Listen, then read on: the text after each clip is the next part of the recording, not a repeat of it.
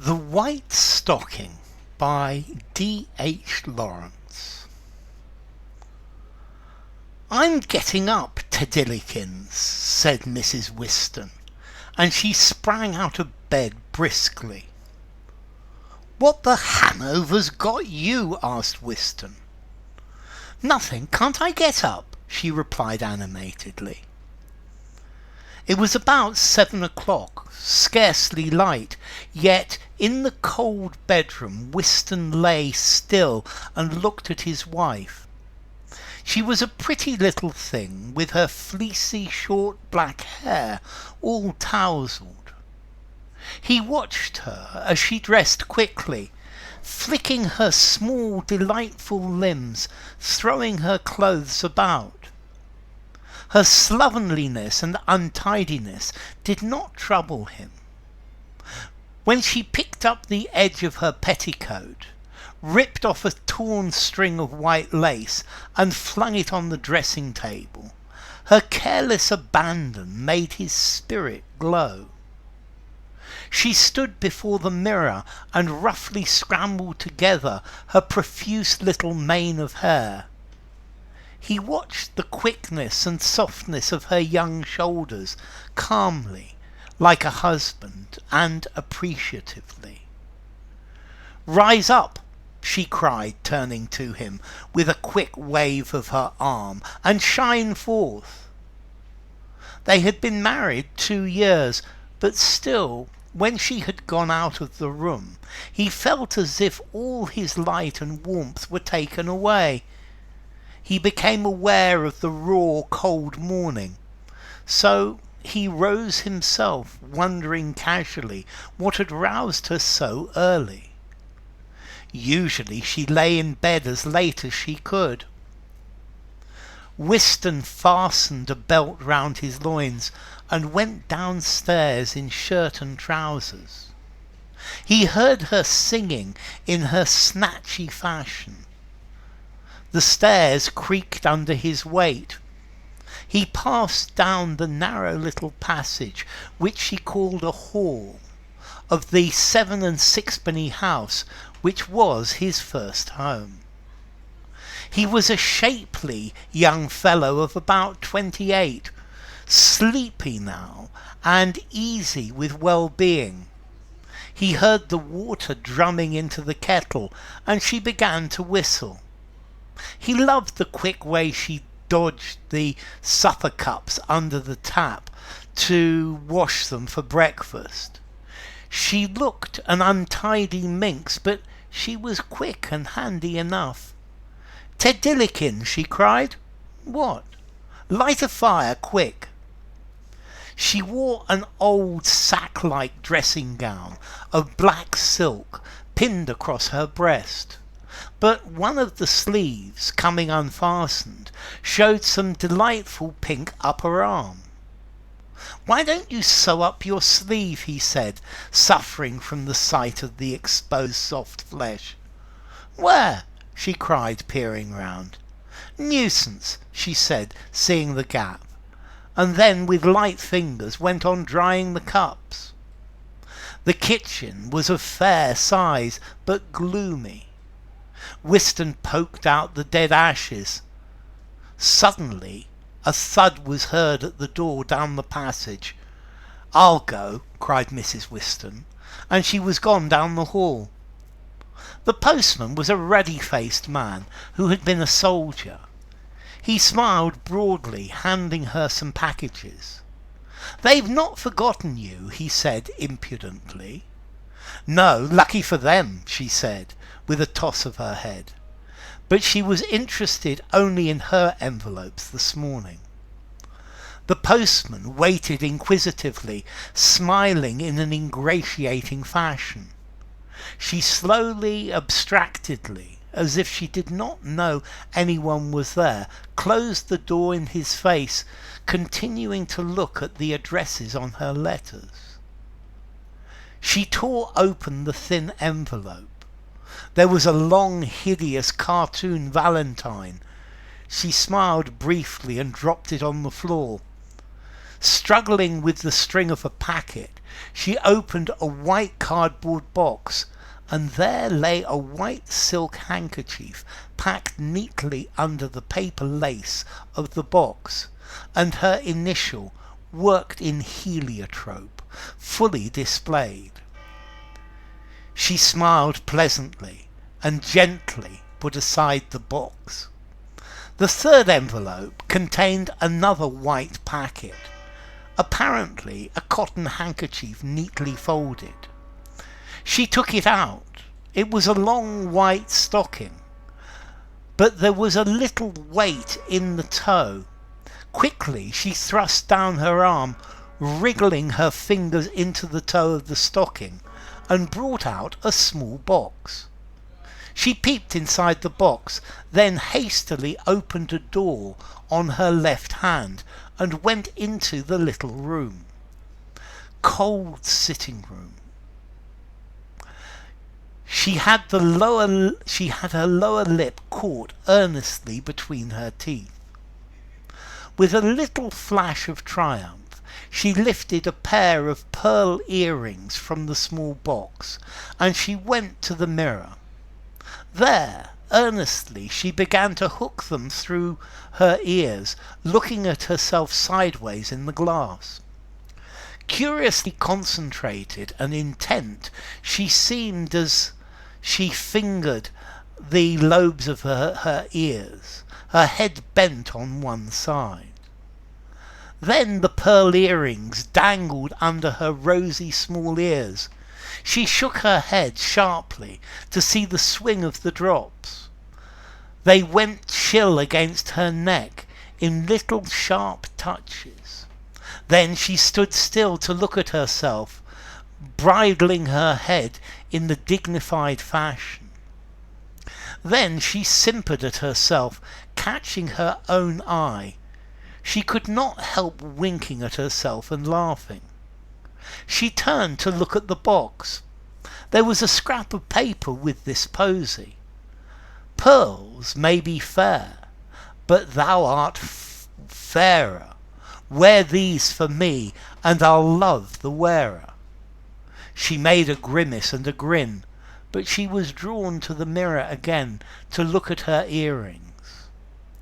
Whiston had made the fire burn, so he came to look for her. When she heard him, she started round quickly, guiltily.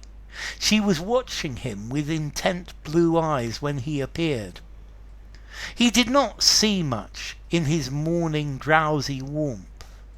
He gave her, as ever, a feeling of warmth and slowness.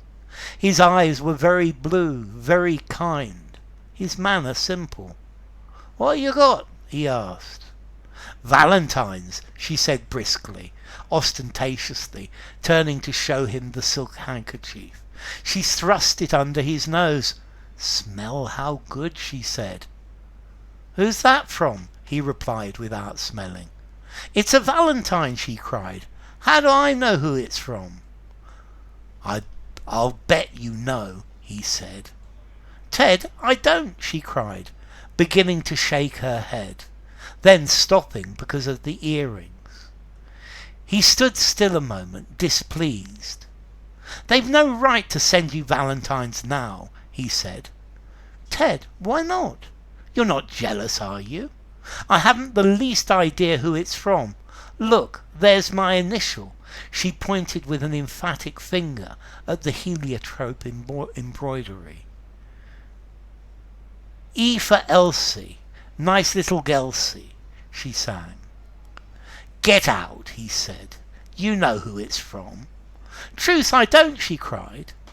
He looked round and saw the white stocking lying on a chair. "Is this another?" he said. "No, that's a sample," she said. "There's only a comic," and she fetched the long cartoon. He stretched it out and looked at it solemnly. "Fools," he said, and went out of the room. She flew upstairs and took off the earrings. When she returned, he was crouched before the fire blowing the coals. The skin of his face was flushed, slightly pitted, as if he had smallpox, but his neck was white and smooth and goodly. She hung her arms round his neck as he crouched there and clung to him. He balanced on his toes. "This fire's a slow coach," he said. "And who else is a slow coach?" she said. "One of us two, I know," he said, and he rose carefully. She remained clinging round his neck so that she was lifted off her feet. "Ha! Swing me!" she cried.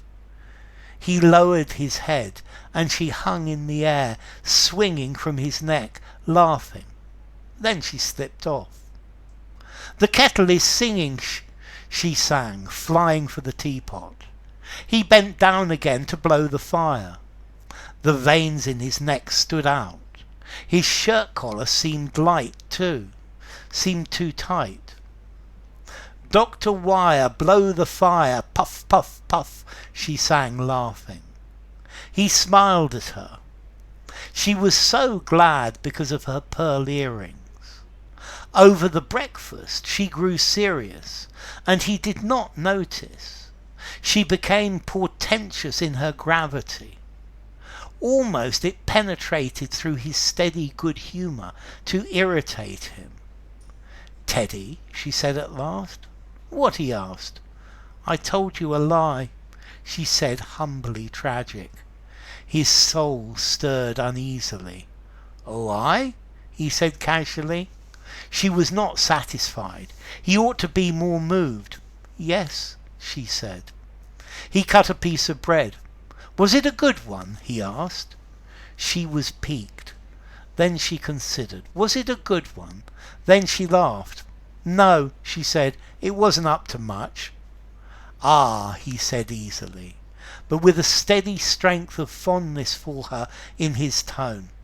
"Get it out then." It became a little more difficult. "You know that white stocking," she said earnestly. "I told you a lie. It wasn't a sample. It was a valentine." A little frown came on his brow. "Then what did you invent it as a sample for?" he said. But he knew this weakness of hers. The touch of anger in his voice frightened her. "I was afraid you'd be cross," she said pathetically. "I'll bet you were vastly afraid," he said. "I was, Teddy." There was a pause. He was resolving one or two things in his mind. "And who sent it to?" he asked. "I can guess," she said, "though there wasn't a word with it, except—" She ran to the sitting room and returned with a slip of paper. "Pearls may be fair, but thou art fairer. Wear these for me, and I'll love the wearer." He read it twice. Then a dull red flush came on his face. "And who do you guess it is?" he asked, with a ringing of anger in his voice. "I suspect it's Sam Adams," she said, with a little virtuous indignation. Whiston was silent for a moment. "Fool," he said. "And what's it got to do with pearls? And how can he say, 'Wear these for me,' when there's only one? He hasn't got the brain to invent a proper verse." He screwed the sup of paper into a ball and flung it into the fire.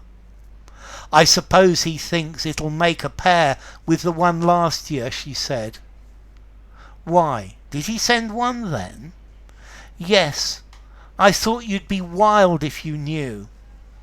His jaw set rather sullenly. Presently he rose and went to wash himself, rolling back his sleeves and pulling open his shirt at the breast. It was as if his fine clear-cut temples and steady eyes were degraded by the lower, rather brutal part of his face. But she loved it. As she whisked about clearing the table, she loved the way in which he stood washing himself. He was such a man. She liked to see his neck glistening with water as he swilled it. It amused her and pleased her and thrilled her. He was so unsure, so permanent. He had her so utterly in his power. It gave her a delight, mischievous sense of liberty. Within his grasp she could dart about excitingly. He turned round to her, his face red from the cold water, his eyes fresh and very blue. "You haven't been seeing anything of him, have you?" he asked roughly. "Yes," she answered after a moment, as if caught guiltily. "He got into the tram with me, and he asked me to drink coffee and a Benedictine in the Royal." "You've got it off fine and glib," he said sullenly. "And did you?" "Yes," she replied, with the air of a traitor before the rack. The blood came up into his neck and face. He stood motionless, dangerous. "It was cold, and it was such fun to go into the Royal," she said. "You'd go off with a nigger for a packet of chocolate," he said in anger and contempt and some bitterness. Queer how he drew away from her, cut her off from him. "Ted, how beastly!" she cried. "You know quite well." She caught her lip, flushed, and the tears came to her eyes. He turned away to put on his necktie. She went about her work, making a queer little pathetic little mouth, down which occasionally dripped a tear. He was ready to go, with his hat jammed down on his head and his overcoat buttoned up to his chin. He came to kiss her. He would be miserable all day if he went without. She allowed herself to be kissed. Her cheek was wet under his lips, and his heart burned. She hurt him so deeply, and she felt aggrieved, and did not quite forgive him. In a moment she went upstairs to her earrings. Sweet they looked, nestling in the little drawer, sweet. She examined them with voluptuous pleasure. She threaded them in her ears. She looked at herself. She posed and postured and smiled and looked sad and tragic and winning and appealing, all in turn before the mirror. And she was happy and very pretty. She wore her earrings all morning in the house. She was self-conscious and quite brilliantly winsome when the baker came wondering if he would notice. All the tradesmen left her door with a glow in them, feeling elated, and unconsciously favouring the delightful little creature, though there had been nothing to notice in her behaviour. She was stimulated all the day. She did not think about her husband. He was the permanent basis from which she took these giddy little flights into nowhere. At night, like chickens and curses, she would come home to him to roost. Meanwhile Winston, a traveller and a confidential support of a small firm, hastened about his work, his heart all the while anxious for her, yearning for surety, and kept tense by not getting it. 2. She had been a warehouse girl in Adams' lace factory before she was married. Sam Adams was her employer. He was a bachelor of 40, growing stout, a man well dressed and florid, with a large brown moustache and thin hair. For the rest of his well-groomed, showy appearance, it was evident his baldness was a chagrin to him. He had a good presence and some Irish blood in his veins. His fondness for the girls, or the fondness of the girls for him, was notorious, and Elsie, quick, pretty, almost witty little thing, she seemed witty, though when her sayings were repeated they were entirely trivial. She had a great attraction for him. He would come into the warehouse dressed in a rather sporting reefer coat of fawn colour and trousers of fine black and white check, a cap with a big peak and a scarlet carnation in his buttonhole to impress her. She was only half impressed. He was too loud for her good taste. Instinctively perceiving this, he sobered down to navy blue. Then a well-built man, florid with large brown whiskers, smart navy blue suit, fashionable boots and manly hat. He was the irreproachable. Elsie was impressed.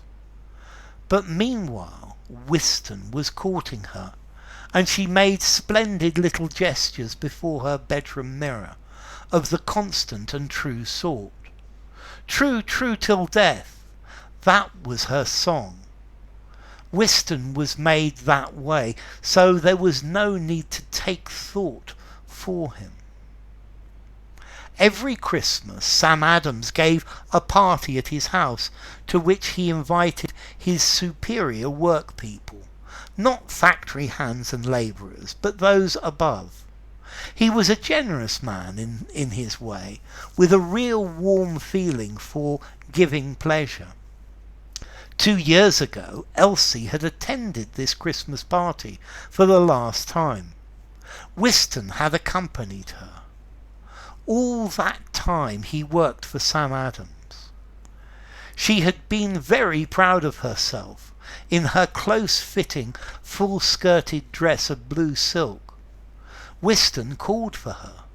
Then she tripped beside him, holding her large cashmere shawl across her breast.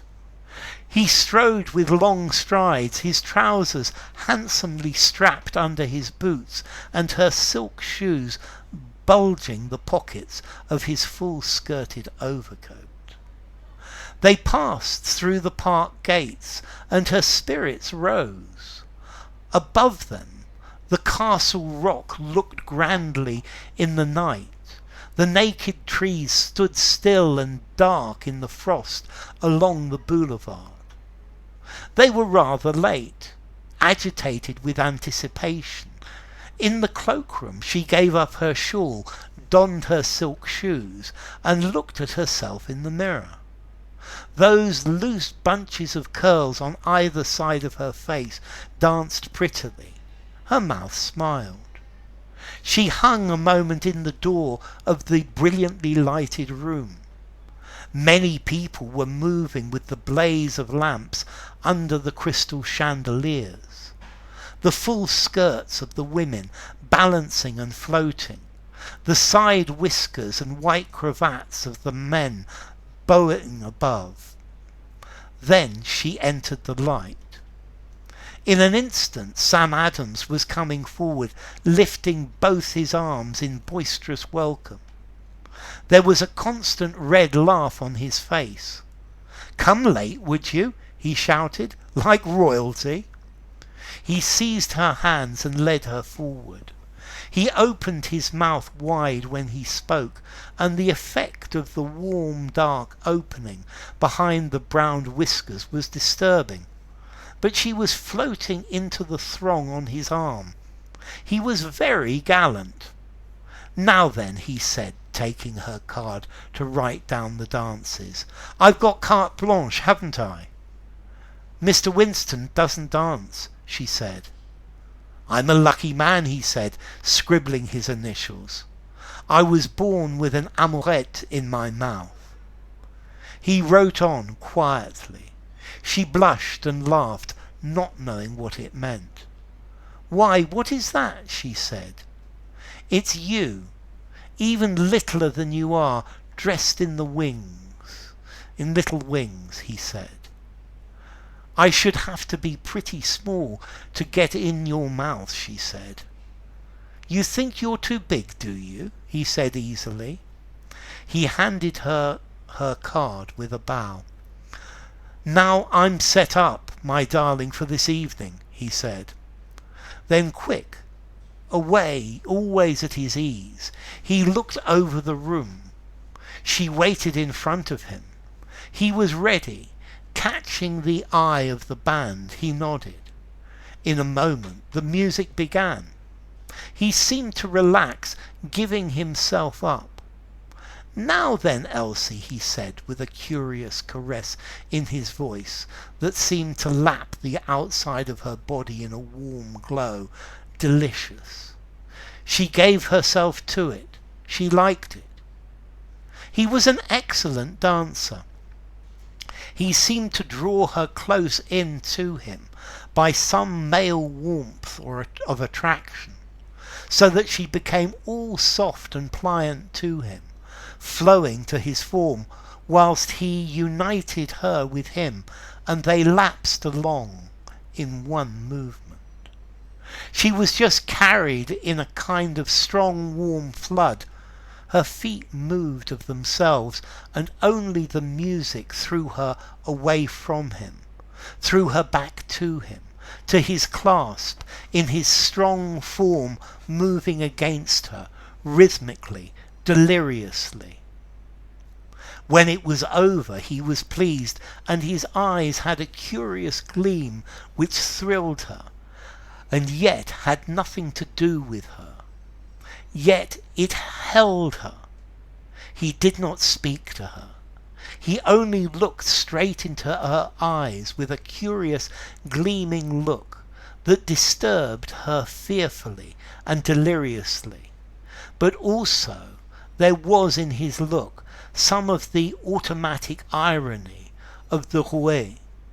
It left her partly cold. She was not carried away. She went, driven by an opposite, heavier impulse, to Whiston. He stood looking gloomy, trying to admit that she had a perfect right to enjoy herself apart from him. He received her with rather grudging kindliness. "Aren't you going to play whist?" she asked. "Aye," he said, directly. "I do wish you could dance." "Well, I can't," he said, "so enjoy yourself." "But I should enjoy it better if I could dance with you." "Nay, you're right," he said. "I'm not made that way." "Then you ought to be," she cried. "Well, it's my fault, not yours. You enjoy yourself." He bade her, which she proceeded to do, a little bit irked. She went with anticipation to the arms of Sam Adams when the time came to dance with him. It was so gratifying, irrespective of the man, and she felt a little grudge against Whiston, soon forgotten when her host was holding her near to him in a delicious embrace, and she watched his eyes to meet the gleam in them which gratified her. She was getting warmed right through. The glow was penetrating into her, driving away everything else. Only in her heart was a little tightness, like conscience. When she got a chance, she escaped from the dancing room to the card room. There, in a cloud of smoke, she found Whiston playing cribbage. Radiant, roused, animated, she came up to him and greeted him. She was too strong, too vibrant a note in the quiet room. He lifted his head, and a frown knitted his gloomy forehead. "Are you playing cribbage? Is it exciting? How are you getting on?" she chattered. He looked at her. None of these questions needed answering, and he did not feel in touch with her. She turned to the cribbage board. "Are you red or white?" she asked. "He's red," replied the partner. "Then you're losing," she said, still to Whiston, and she lifted the red peg from the board. 1, 2, 3, 4, 5, 6, 7, 8. Right up there you ought to jump. "Now put it back in its right place," said Whiston. "Where was it?" she asked gaily, knowing her transgression. He took the little red peg away from her and stuck it in its hole. The cards were shuffled. "What a shame you're losing," said Elsie. "You'd better cut for him," said the partner. She did so hastily. The cards were dealt. She put her hand on his shoulder, looking at his cards. "It's good," she cried, "isn't it?"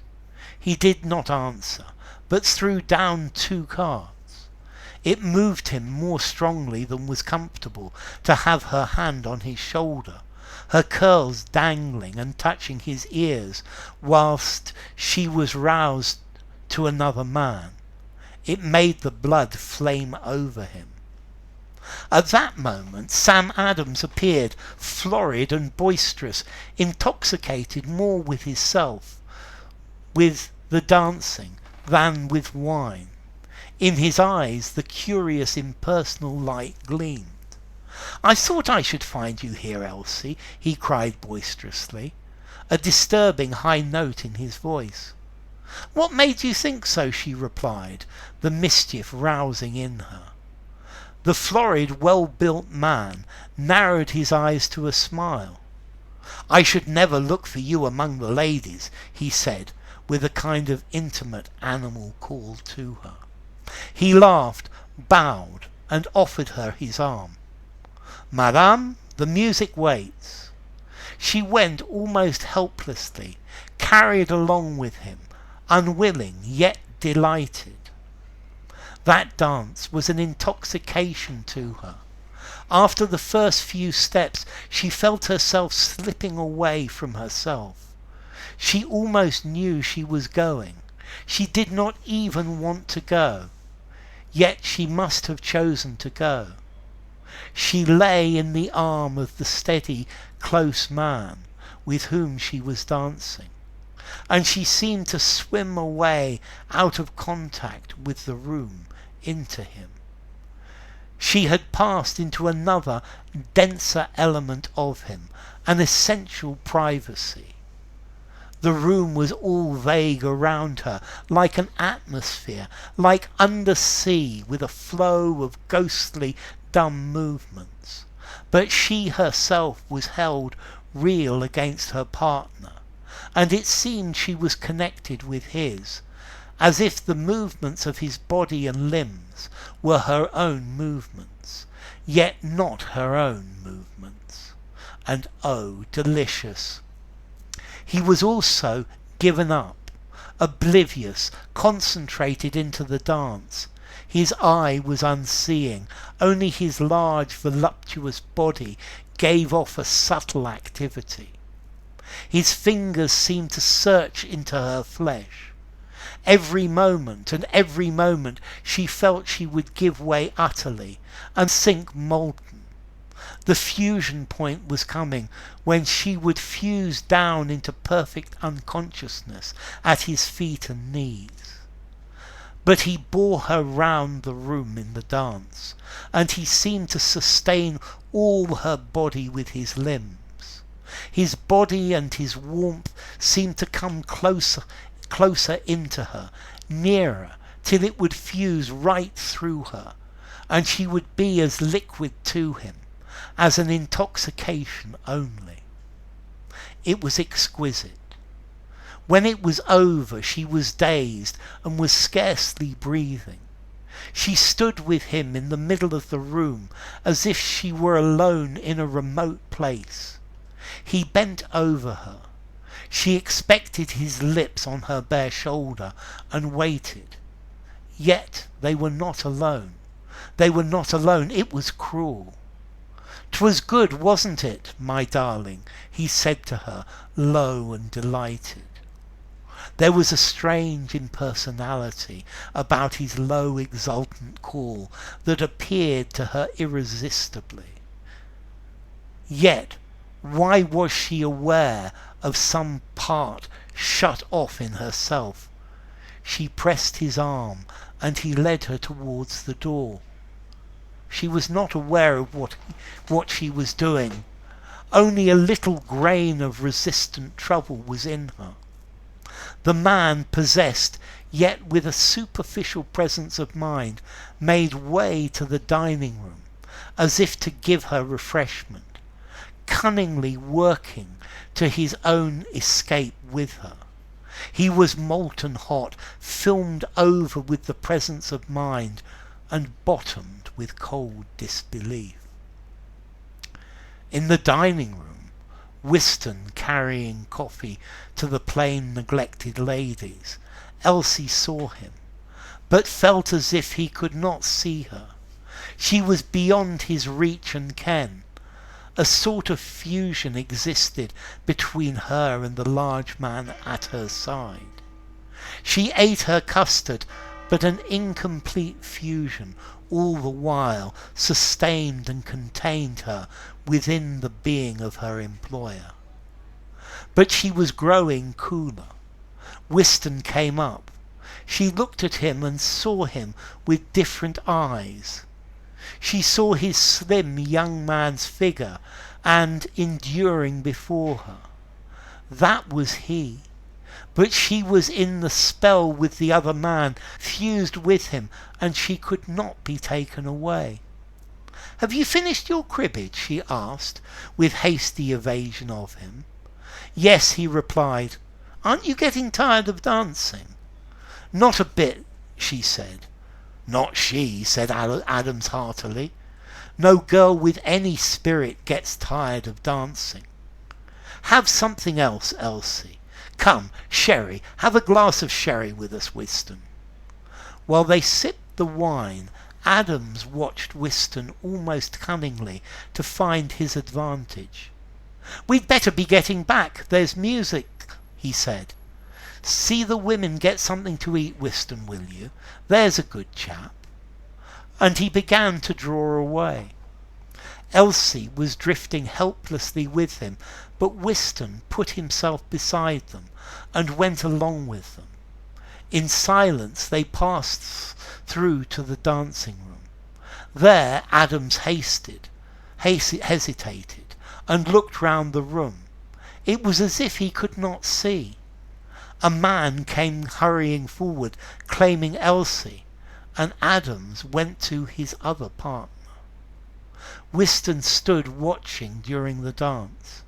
She was conscious of him standing there, observant of her, like a ghost or a judgment or a guardian angel.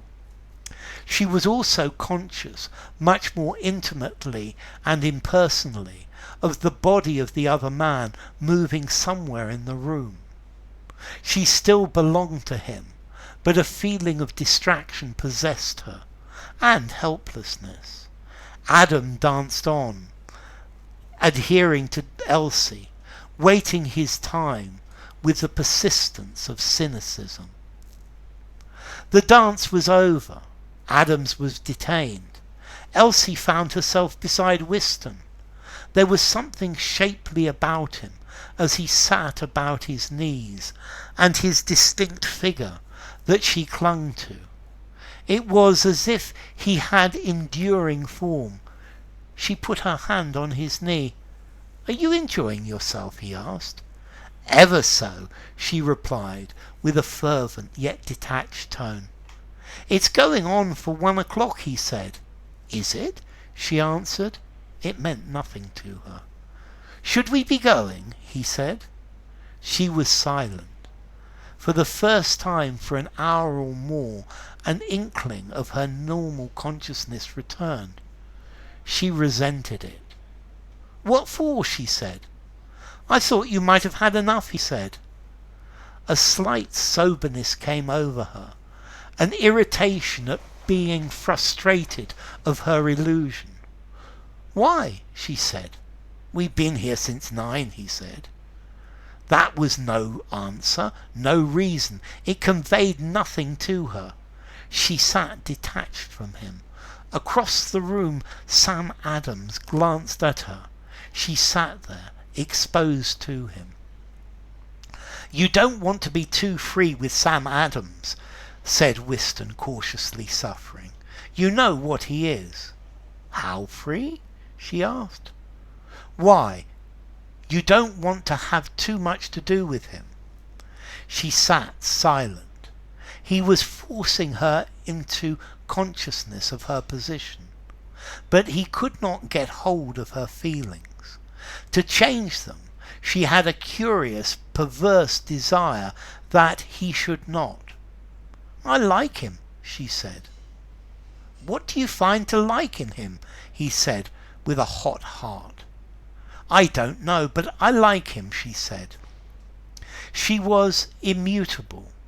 He sat feeling heavy and dulled with rage. He was not clear as to what he felt. He sat there, unliving, while she danced.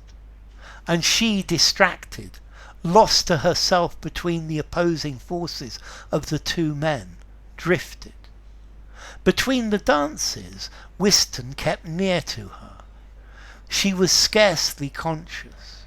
She glanced repeatedly at her card to see when she would dance again with Adams, half in desire, half in dread. Sometimes she met his steady, glaucous eye as she passed him in the dance. Sometimes she saw the steadiness of his flank as he danced, and it was always as if she rested on his arms, were borne along, upborne by him away from herself, and always there was present the other's antagonism. She was divided. The time came for her to dance with Adams. Oh, the delicious closing of contact with him, of his limbs touching her limbs, his arms supporting her. She seemed to resolve. Whiston had not made himself real to her. He was only a heavy place in her consciousness. But she breathed heavily, beginning to suffer from the closeness of the strain. She was nervous. Adams also was constrained. A tightness, a tension was coming over them all, and he was exasperated, feeling something counteracting physical magnetism, feeling a will stronger than his own, intervening in what was becoming a vital necessity to him.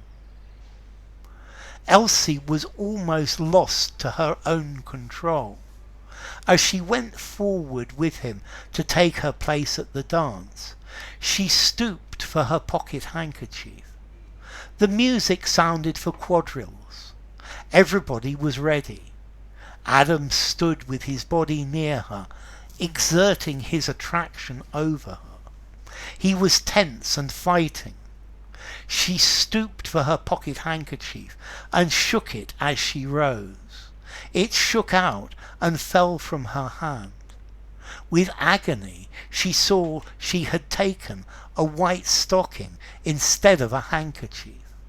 For a second it lay on the floor, a twist of white stocking. Then in an instant Adams picked it up with a little surprised laugh of triumph.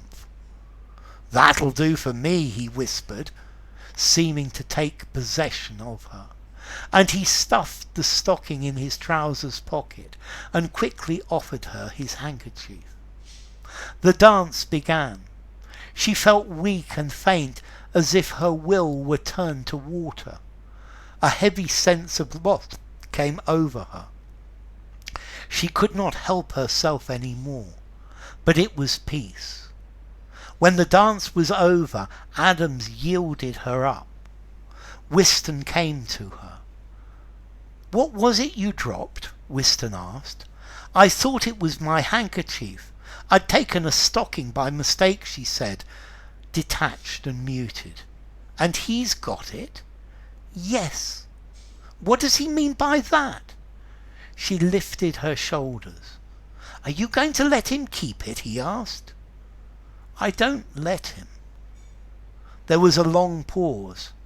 "Am I to go and have it out with him?" he asked, his face flushed, his blue eyes going hard with opposition. "No," she said, pale. "Why?" "No, I don't want to say anything about it." He sat exasperated and nonplussed. "You'll let him keep it then?" he asked.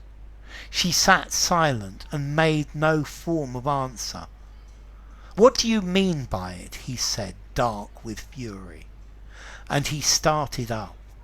"No," she cried, "Ted," and she caught hold of him, sharply detaining him. It made him black with rage. "Why?" he said. Then something about her mouth was pitiful to him. He did not understand, but he felt she must have her reasons. "Then I'm not stopping here," he said. "Are you coming with me?" She rose mutely, and they went out of the room. Adams had not noticed. In a few moments they were in the street. "What the hell do you mean?" he said in a black fury. She went at his side in silence, neutral. "That great hog and all," he added. Then they went a long time in silence through the frozen, deserted darkness of the town. She felt she could not go indoors. They were drawing near her house. "I don't want to go home," she suddenly cried in distress and anguish. "I don't want to go home." He looked at her. "Why don't you?" he asked. "I don't want to go home," was all she could sob. He heard somebody coming. "Well, we can walk a bit further," he said. She was silent again. They passed out of the town into the fields. He held her by the arm. They could not speak. What's the matter?" he asked at length, puzzled. She began to cry. At last he took her in his arms to soothe her. She sobbed by herself, almost unaware of him. "Tell me, what's the matter, Elsie?" he said. "Tell me what's the matter, my dear. Tell me then." He kissed her wet face and caressed her. She made no response. He was puzzled and tender and miserable. At length she became quiet. Then he kissed her, and she put her arms round him and clung to him very tight, as if for fear and anguish. He held her in his arms, wondering. "Ted," she whispered, frantic. "Ted." "What, my love?" he answered, becoming also afraid. "Be good to me," she cried. "Don't be cruel to me." "No, my pet," he said, amazed and grieved. "Why?" "Oh, be good to me," she sobbed. And he held her very safe, and his heart was white hot with love for her. His mind was amazed. He could only hold her against his chest, that was white hot with love and belief in her. So she was restored at last. 3. She refused to go to her work at Adams any more. Her father had to submit, and she sent in her notice. She was not well. Sam Adams was ironical, but he had a curious patience. He did not fight. In a few weeks she and Whiston were married. She loved him with passion and worship, a fierce little abandon of love that moved him to the depths of his being and gave him a permanent surety and sense of realness in his self. He did not trouble about himself any more. He felt he was fulfilled, and now he had only the many things in the world to busy himself about. Whatever troubled him at the bottom was surety. He had found himself in this love. They spoke once or twice of the white stocking. "Ah," Whiston exclaimed, "what does it matter?" He was impatient and angry, and could not bear to consider the matter, so it was left unresolved. She was quite happy at first, carried away by her adoration of her husband. Then gradually she got used to him. He always was the ground of her happiness. But she got used to him. As to the air she breathed, he never got used to her in the same way. Inside of marriage she found her liberty. She was rid of the responsibility of herself. Her husband must look after that. She was free to get what she could out of her time.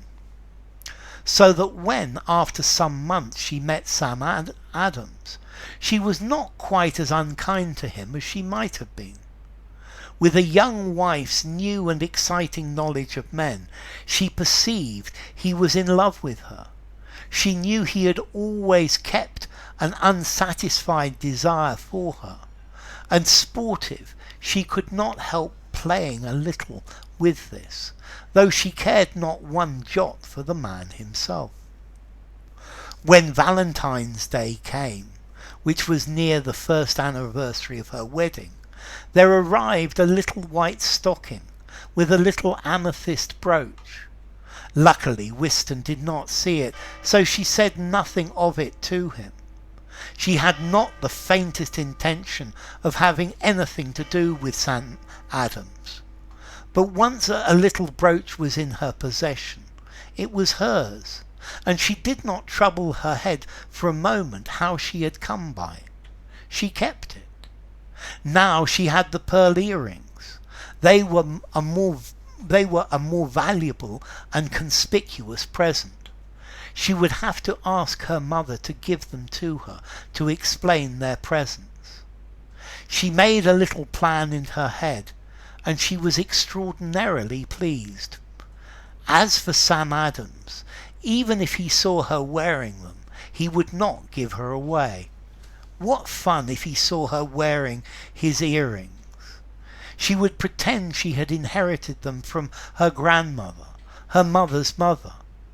She laughed to herself as she went downtown in the afternoon, the pretty drops dangling in front of her curls, but she saw no one of importance. Whiston came home tired and depressed. All day the male in him had been uneasy, and this had fatigued him. She was curiously against him, inclined, as she sometimes was nowadays, to make mock of him and jeer at him and cut him off. He did not understand this, and it angered him deeply. She was uneasy before him. She knew he was in a state of suppressed irritation. The veins stood out on the backs of his hands. His brow was stiffly drawn, yet she could not help goading him. "What did you do with that white stocking?" he asked, out of a gloomy silence, his voice strong and brutal. "I put it in a drawer." "Why?" she said flippantly. "Why didn't you put it on the fire back?" he said harshly. "What are you hoarding it up for?" "I'm not hoarding it up," she said. "I've got a pair." He relapsed into gloomy silence. She, unable to move him, ran away upstairs, leaving him smoking by the fire. Again she tried on the earrings. Then another little inspiration came to her. She drew on the white stockings, both of them. Presently she came down in them.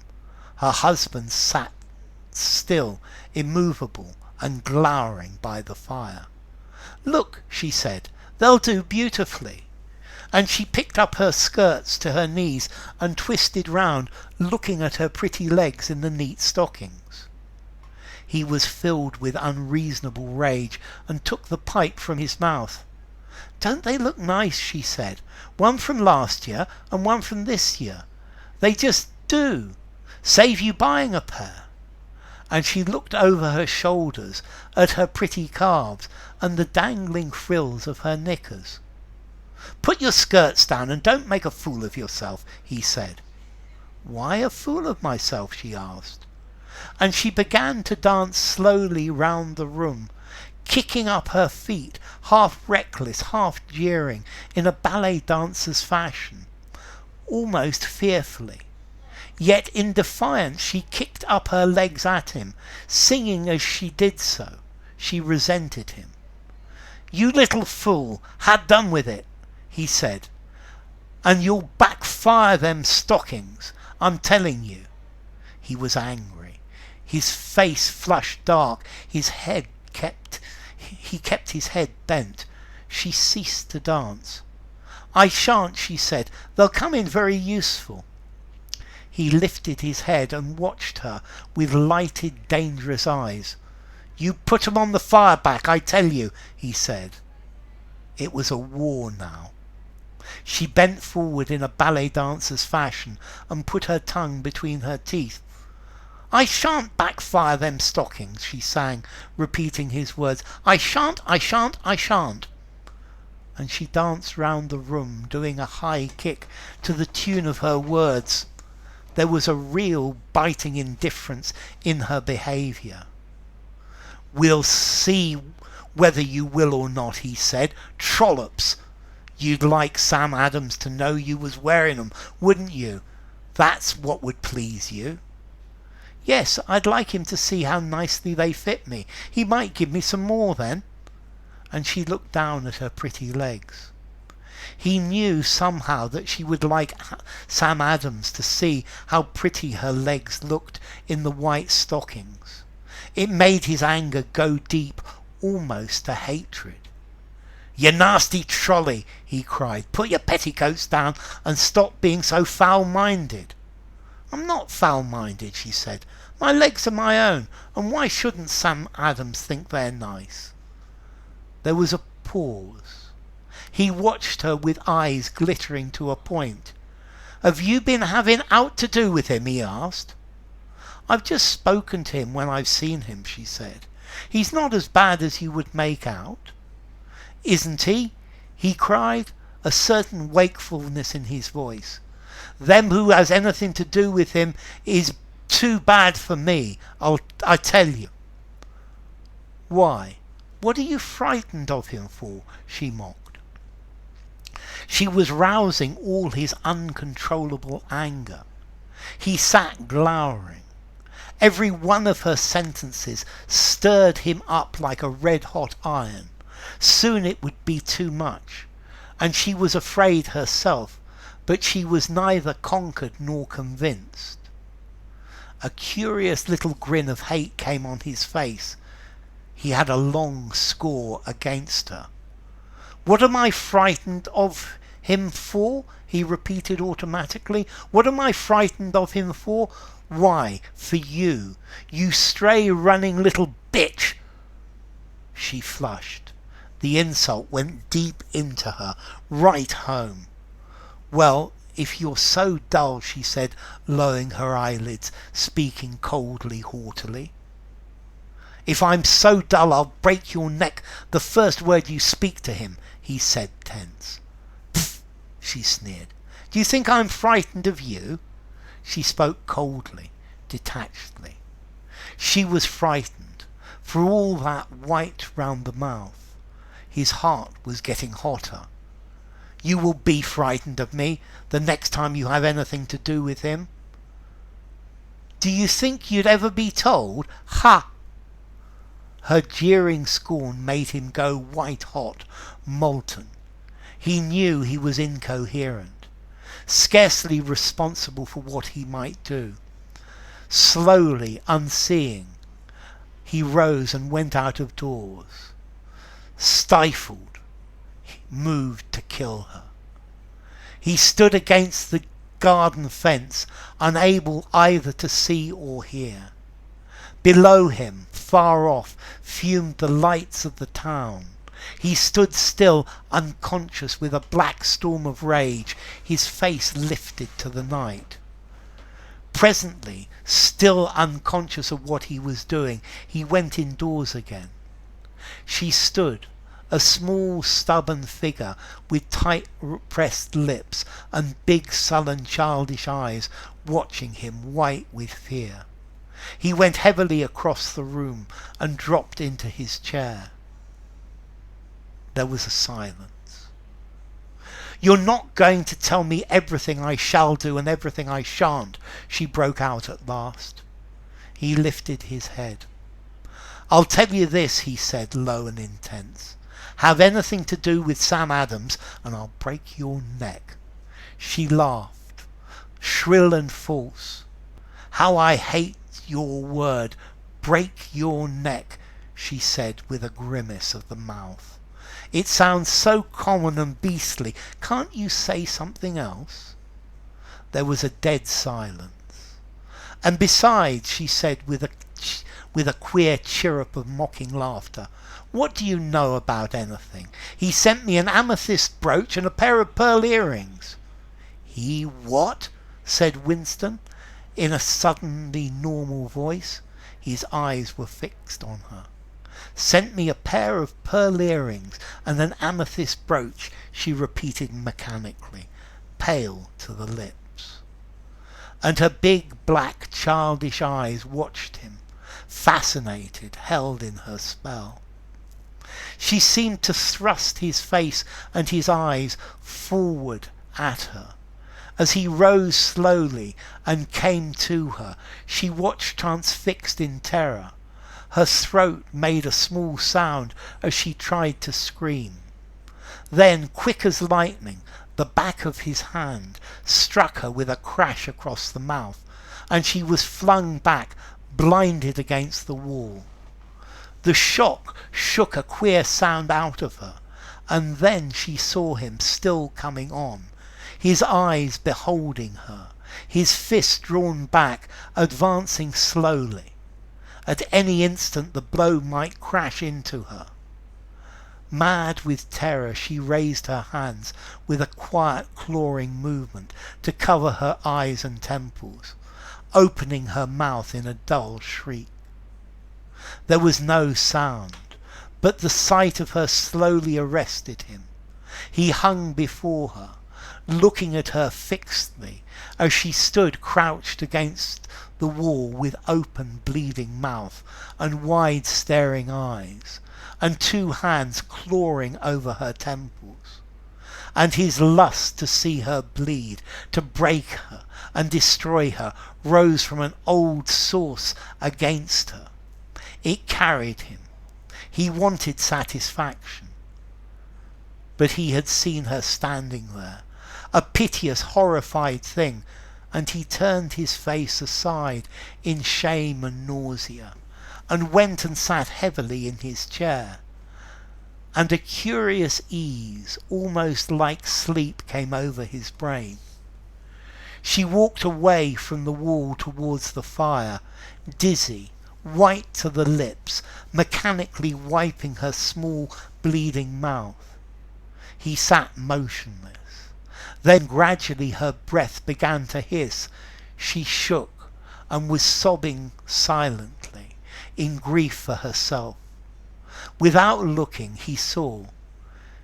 It made him his mad desire to destroy her come back. At length he lifted his head. His eyes were glowing again, fixed on her. "And what did he give them you for?" he asked in a steady, unyielding voice. Her crying dried up in a second. She was also tense. "They came as valentines," she replied, still not subjugated, even if beaten. "When? Today?" "The pearl earrings today, the amethyst brooch a year ago." "You've had it a year?" "Yes." She felt that nothing now would prevent him if he rose to kill her. She could not prevent him any more. She was yielded up to him. They both trembled in the balance, unconscious. "What have you had to do with him?" he asked in a barren voice. "I've not had anything to do with him," she quavered. "You just kept them because they were jewellery," he said. A weariness came over him. What was the worth of speaking any more of it? He did not care any more. He was dreary and sick. She began to cry, but he took no notice. She kept wiping her mouth on her handkerchief. He could see it. The blood mark. It made him only more sick and tired of the responsibility of it, the violence, the shame. When she began to move about again, he raised his head once more from his dead, motionless position. "Where are the things?" he said. "They're upstairs," she quavered. She knew the passion had gone down in him. "Bring them down," he said. "I won't," she wept with rage. "You're not going to bully me and hit me like that on the mouth." And she sobbed again. He looked at her in contempt and compassion and in rising anger. "Where are they?" he said. "They're in the little drawer under the looking-glass," she sobbed. He went slowly upstairs, struck a match, and found the trinkets. He brought them downstairs in his hand. "These?" he said, looking at them as they lay in his palm. She looked at them more without answering. She was not interested in them any more. He looked at the little jewels. They were pretty. "It's none of their fault," he said to himself. And he searched round slowly, persistently, for a box. He tied the things up and addressed them to Sam Adams. Then he went out in his slippers to post the little package. When he came back, she was still sitting crying. "You'd better go to bed," she said. She paid no attention. He sat by the fire. She still cried. "I'm sleeping down here," he said. "Go you to bed." In a few moments she lifted her tear-stained, swollen face and looked at him with eyes all forlorn and pathetic. A great flash of anguish went over his body. He went over slowly and very gently, took her in his hands. She let herself be taken. Then, as she lay against his shoulder, she sobbed aloud. "I never meant—" "My love, my little love," he cried in anguish of spirit, holding her in his arms.